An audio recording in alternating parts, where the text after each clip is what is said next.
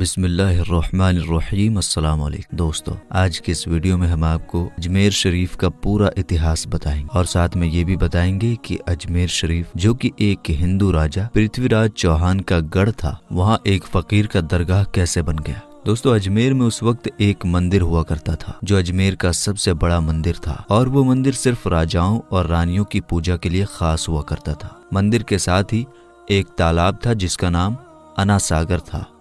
हिंदू उस तालाब के पानी को बहुत ही बरकत वाला पवित्र समझते थे। उनका मानना था कि जो इस तालाब में नहा ले उसके सारे पाप धुल जाते हैं।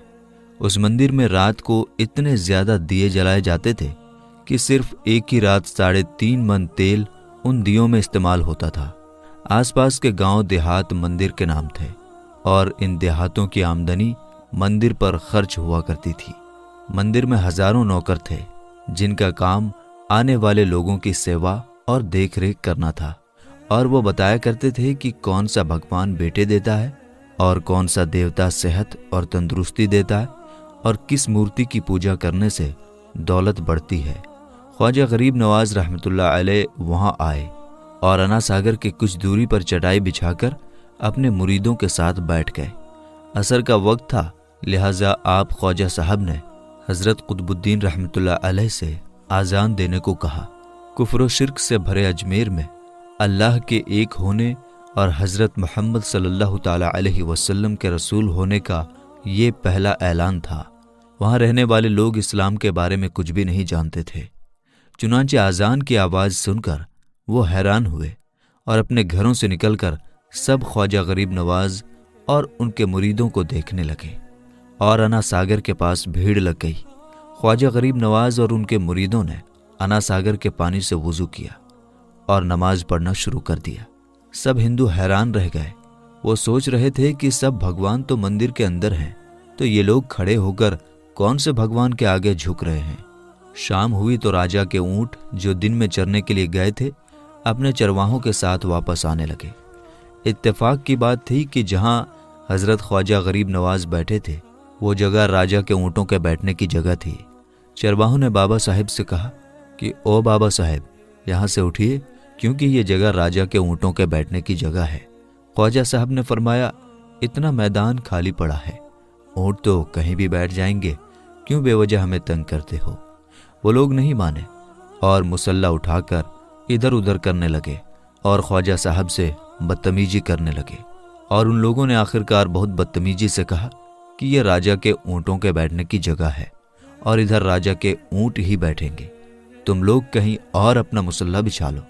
आखिरकार आप ख्वाजा साहब ने उठते हुए हजरत कुतुबुद्दीन से फरमाया, उठो कुतुबुद्दीन, ये कह रहे हैं कि ये ऊँटों के बैठने की जगह है, तो चलो मैं कहता हूँ अब यहाँ सिर्फ ऊँट ही बैठेंगे।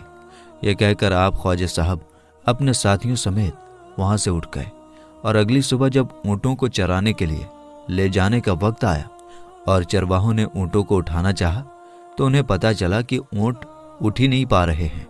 उन्होंने ऊँटों को मार मार कर जबरदस्ती उठाना चाहा, लेकिन वो बैठे ही रहे। चरवाहे परेशान हो गए कि जो ऊँट उनके एक इशारे पर उठ खड़े होते थे आज क्यों नहीं उठ रहे हैं। आखिरकार उन्हें याद आया कि कल उस बाबा ने कहा था कि चलो अब यहाँ ऊँट ही बैठे रहेंगे। लोग जमा होना शुरू हो गए। कोई कह रहा था कि फकीर कोई बड़ा जादूगर है, किसी का मानना था कि वो कोई भगवान का नया अवतार है।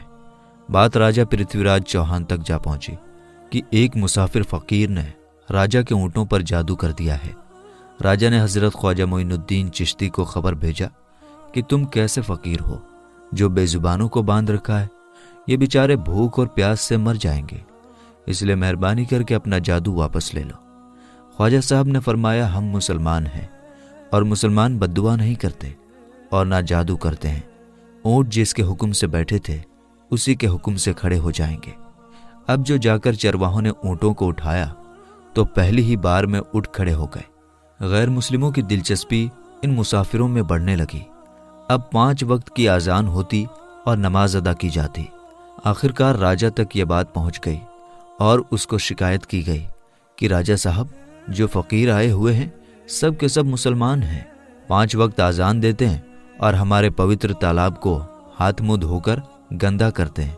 हमारे धर्म के खिलाफ बातें भी करते हैं और कहते हैं कि ये मूर्तियां पूजने के लायक नहीं, ये तो सिर्फ एक पत्थर है, इसलिए इन्हें यहाँ से उठा लिया जाए। राजा पृथ्वीराज चौहान ने फकीरों को खबर भिजवाया कि तुम लोग गोश्त खाते हो, हमारे धर्म के खिलाफ बोलते हो, और तो और हमारे पवित्र तालाब को अपने हाथ मुंह धोकर गंदा करते हो, जो हम कतई बर्दाश्त नहीं कर सकते। इसलिए तुम्हारे लिए अच्छा होगा कि तुम यहाँ से चले जाओ।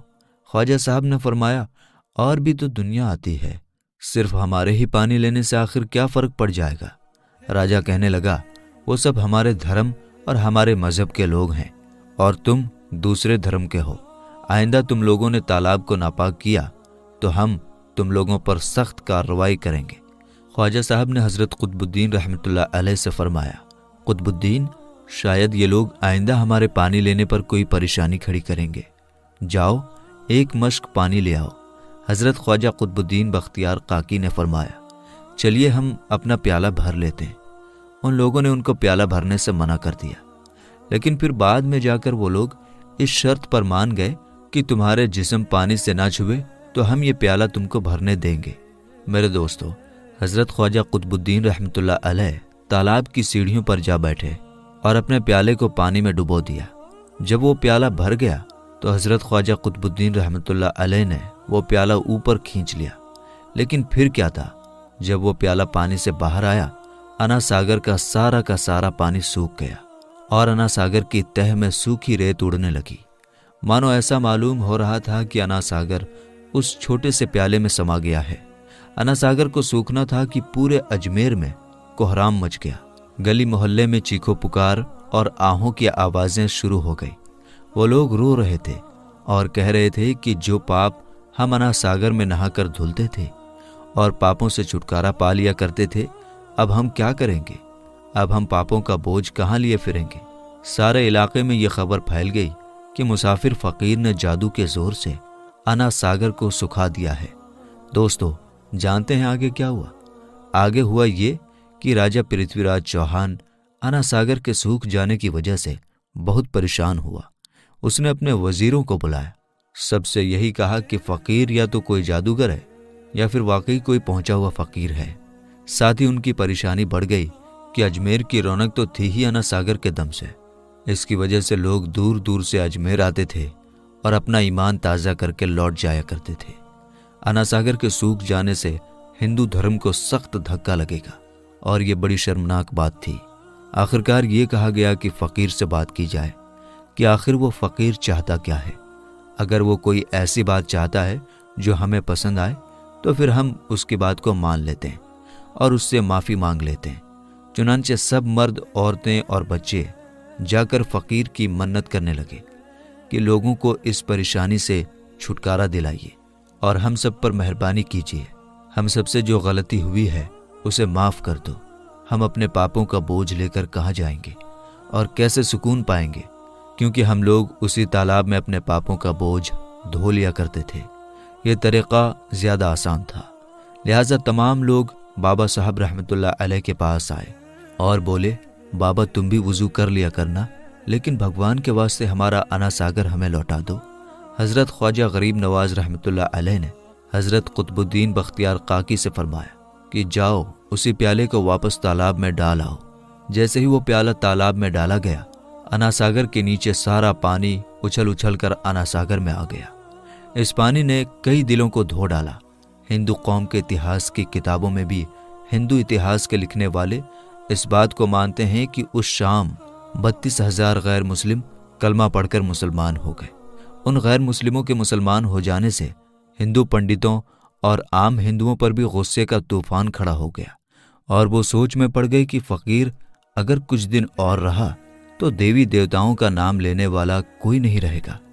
लिहाजा लोगों ने राजा को मजबूर किया कि जल्द से जल्द कुछ किया जाए। राजा ने मंदिर के बड़े पंडित रामदेव को बुलाया और उसे बाबा साहब से मुकाबला रखकर जल्द से जल्द उन्हें हराने और अजमेर से बाहर निकाल देने का हुक्म दे दिया। रामदेव अपने वक्त का माना हुआ पंडित था, जिसके इल्म की काबिलियत की दूर दूर तक धूम मची हुई थी।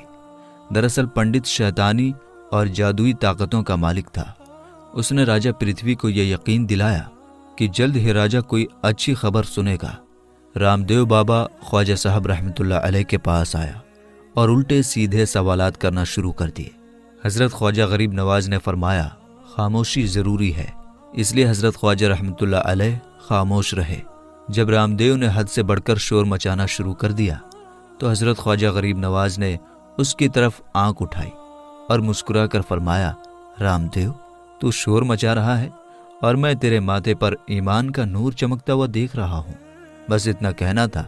न जाने क्या करिश्मा हुआ, देखते ही देखते बाबा रामदेव कदमों पर गिरा और रोते हुए बोला, बाबा साहब, जिस धर्म के तुम हो उस धर्म में मुझे भी शामिल कर लो। सब लोग जो मुकाबला देखने आए थे सब हैरान हुए और बाबा रामदेव जो बाबा को हराने आया था खुद ही मुसलमान हो गया। इतिहास की किताबें भरी पड़ी हैं कि हजरत ख्वाजा गरीब नवाज वो इकलौते बुजुर्ग हैं जिन्होंने 90 लाख गैर मुस्लिमों को मुसलमान किया। सदियां बीत गई लेकिन आज भी ख्वाजा गरीब नवाज का डंका वैसे ही बज रहा है। सुभान अल्लाह।